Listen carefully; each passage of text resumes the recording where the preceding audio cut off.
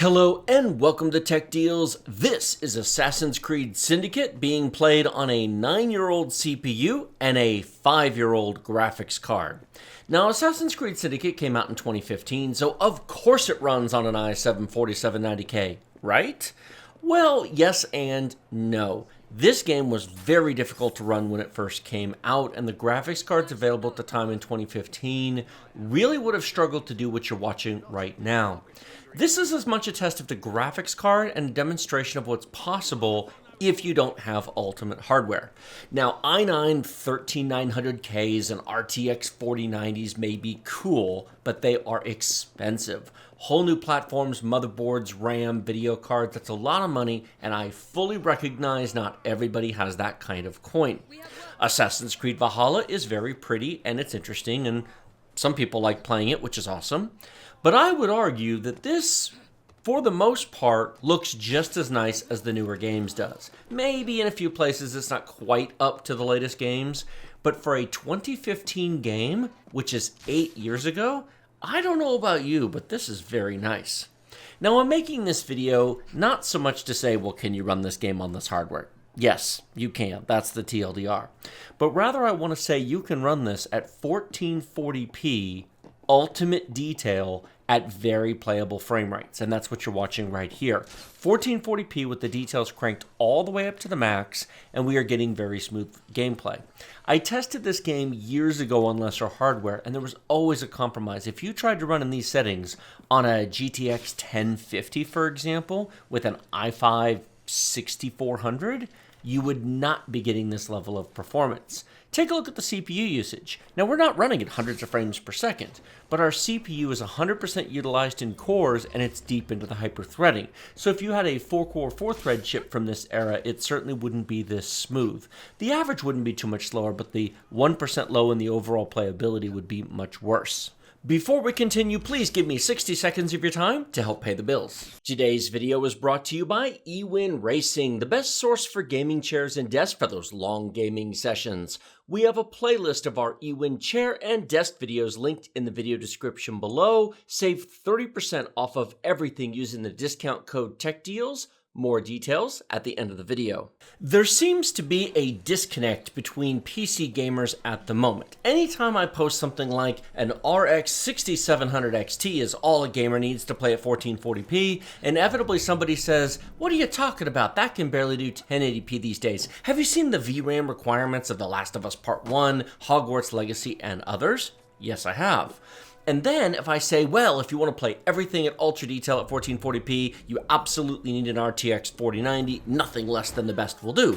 To which then somebody says, what are you talking about, man? The RX 6700 XT is an amazing deal and nobody needs more than that.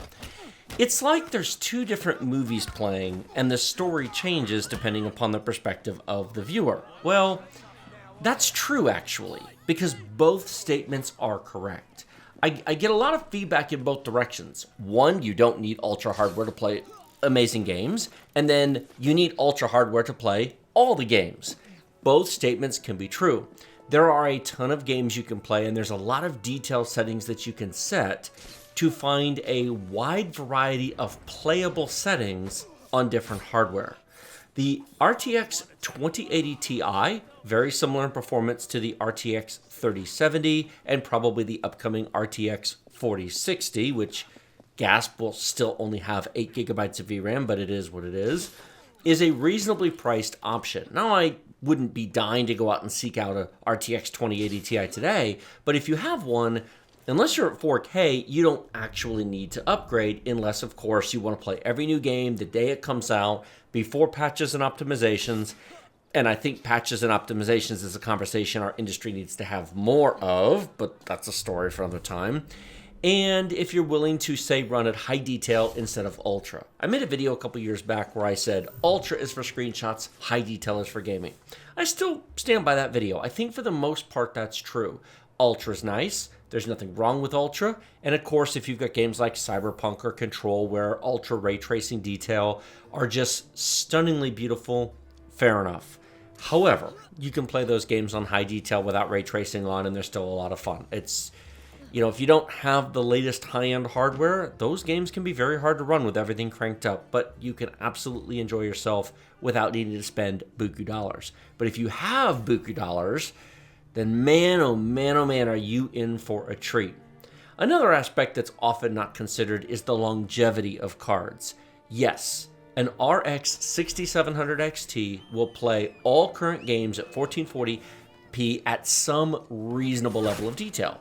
But for how long? That card came out a couple years ago, it's a mid-level card to begin with, it's going to age. It's going to turn into a 1080p card, and then eventually it'll just be like time to replace. If you buy a 4090 today, or to be honest, the better deal is the RX 7900 XT. You can currently get those for about $780. If you buy one of those, is that overkill for 1440p gaming? A little bit. Yes, it lets you do ultra everything, but it is a little bit overkill, being honest. In most games, the difference between a 6700 XT and a 4090 is not actually as much as you think.